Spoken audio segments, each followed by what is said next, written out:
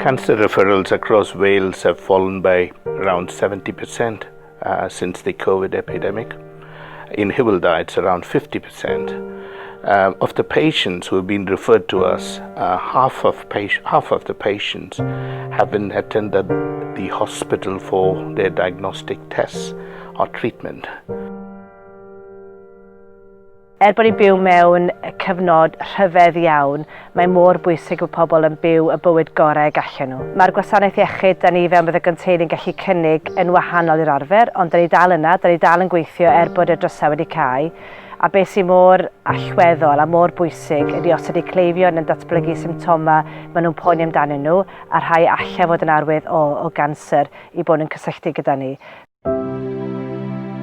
Oh, it's been fantastic. The team here are amazing. Everybody's just so caring. It's lovely to come and, to have that social interaction. The measures they've got in place are absolutely brilliant. There's nothing to be afraid of, nothing at all.